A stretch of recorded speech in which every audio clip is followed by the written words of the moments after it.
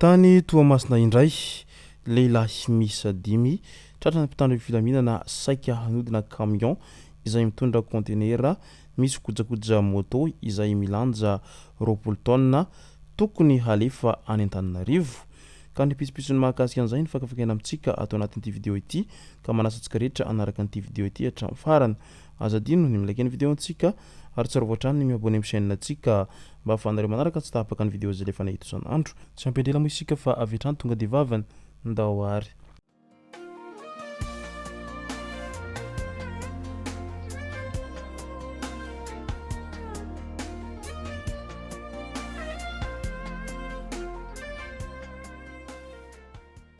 Ny tonga tsy miaraba hono na mantesitra ka dia faly miaraba isika rehetra mpanaraka tsy tapaka an'ity chaîne ity tenako amin'ny androany ity araka an'izay efa natsipiko zay dia ny mahakasika ny raharaha izay asan-jolahy tany Toamasina no tena iompanantsika atao anatin'ity video ity. Fa milohan'izay dia andao aloha resantsika ireto tsara ho fantatra manaraka ireto. Analavory Manakara, trano miisa 8 no kilan'ny afo tamin'ny alatsinainy 20 aogositra iny tokony tamin'ny folora alina tany hoany tao amin'ny fokontany Satrama commune Analavory district-ny Manakara iny. Hatreto tsy mbola fantatra izay antony nahatonga ny loza trano miisa 8 no voamafy ka tsy nisy ny entana azo sady may avokoa ireo tahiry vary ary fanaka manodidina ny 30 mahery ny olona tsy manan-kialofana. Voalaza ihany koa fa lehilahy 20 taona eo ny hoeo no voamarina fa may tena voamafy nandritra ny famonoana ny afo ary tsy nisy kosa ny ainana fohy. Manao antsoavo amin'ny manam-pahefana araka izany ireto traboina ireto mba hijery ny fahavoazana mahazo azy ireo fa tena mafy izany hoe very fananana sy may fananana ao anatin'ny indraim-pimaso izany. Minitry ny 10 alindahy nisongadina ny asa vita tao anatin'ny enimbolana voalohany ho isatrany. Ny alatsinainy teo no natao ny fivorian'ireo tompon'andraikitra ambony eo anivon'ny tafika malagasy nitarika izany ny minitry ny 10 alindahy General Sahivelo Lalamonja Delphin. Nandritra io no nijerena ny tombony ezaka tamin'ny asa vita tamin'ny enimbolana voalohany ny taona 2024 izay mifanaraka amin'ny politika ankapobeny fanjakana sy ireo andro 3 napetraky ny filohan'ny Republika.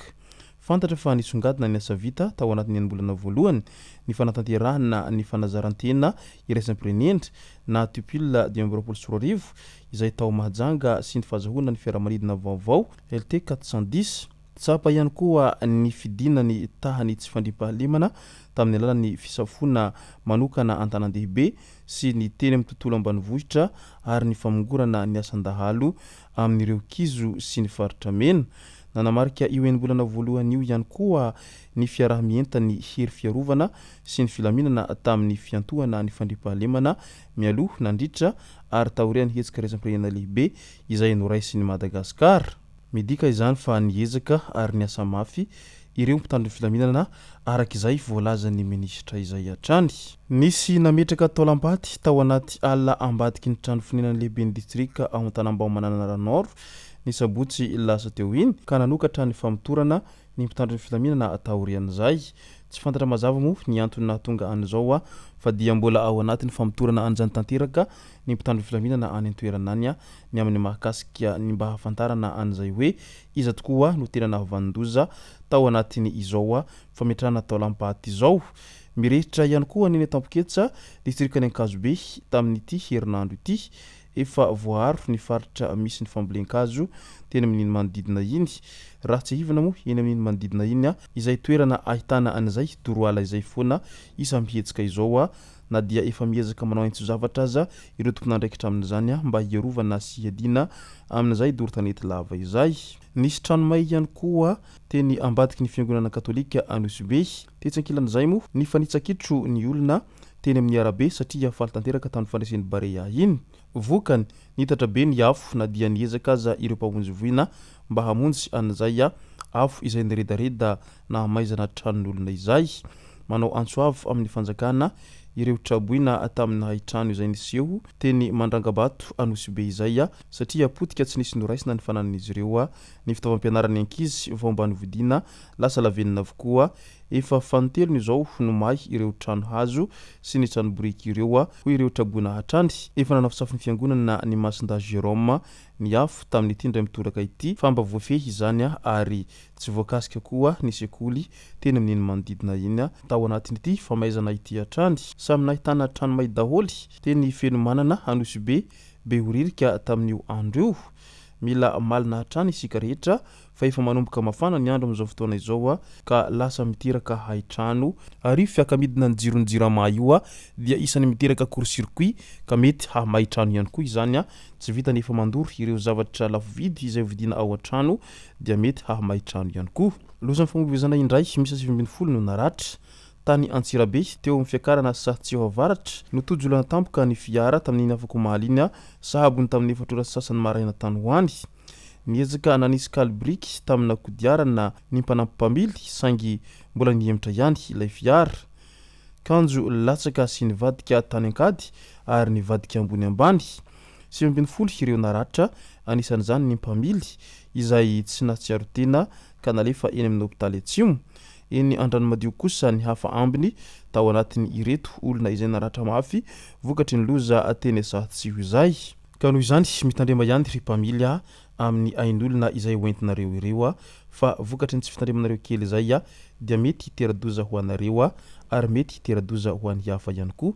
Ka leo misoroka toy izay mitsabo ary tandrovo mandrakariva ny ain'olona izay hoentinareo ao anatin'izay familiana sy famoivoizana izay fa ny loza rehefa ho avy izay dia tena tsy mampandre ka izay ny tokony malina lalandava manoloana an'izay resaka loza izay hiseho eto sy eroa izay. Andao amin'izay ho resantsika ny mahakasika fanafiany ireo olon-dratsy an'ilay camion be izay nitondra kojakoja maro avy tany Toamasina naika hiazo any Antananarivo izay. Raha atao jeritodika iny Toamasina iny dia tena isan'ny faritra mena amin'izay tambazotran Jolahy izay ary tsy mifidy arapaka ireo Jolahy ireo ary matomo misy ireo Jolahy izay tena sarotra fingorona hatramin'ny fakany hatramin'izao dia midika izay fa tena matanjaka ny tambazotran'izy ireo any an-toerana any ary misy isan-tsokajiny mo ireo karazana Jolahy izay misy any Toamasina izay. Ao ireo manendaka olon-tsotra, ao ireo manendaka olona ambonimbony ary ao ihany koa ireo izay mpandroba ny mpanankarena sy ny maro hafa. Fa tamin'ity indray mitoraka ity dia lehilahy miisa 5 tratra ny mpitandro ny filaminana saika hanodina camion izay mitondra contenera misy kojakoja moto milanja 20 tonnes tokony halefa tany Antananarivo. Teny Antanandava lalam-pirenena faharoa iny izy ireo nanao nytetry-dratsy hanodina ny camion rehefa avy nivoaka ny seranantsambony Toamasina. Loharanom-baovao marim-potitra azony zandary no nahatratrarana azy ireo. Natao ny famotorana ka niaiky ny heloka vitany izy 5 lahy ka hatolotra ny fitsarana moa izy ireo taorian'izay nahatratrarana azy ireo izay. Midika fa tena efa tsy kely lalina ny ratsy amin'izao fotoana izao ary efa tena miha manakaiky ny zavatra hita ao anatiny ireny filma vahiny ireny ny zavatra misy ao Toamasina ao anatin'izay fanafiana amin'ny tampiadiana etsiro sy ny fandrobana fananan'olona izay. Asa raha mba hoviana re no mba hofongotra hatramin'ny fakany ity tambazotran Jolahy ao Toamasina ity izay tena isan'ny mampitebiteby ny olona maro amin'izao fotoana izao ary mahatsiaro miaina ao anatin'ny tebiteby sy tsy fandriam-pahalemana ny voaka ny Toamasina rehetra manoloana an'izay tranga izay. Izay no masaka azona roa tao anatin'ity vidéo ity tompoko lasy tompoko vavy misaotratsika rehetra nanaraka an'ity vidéo ity hatramin'ny farany. Aza dino ny milakeny vidéontsika ary tsarovatrany miabony amin'ny chaîne antsika mba ahafahanareo manaraka tsy tapaka ny vidéo zay rehefa nahita isan'andro. Tompoko lasy tompoko vavy mankasitraka dia mirary soa.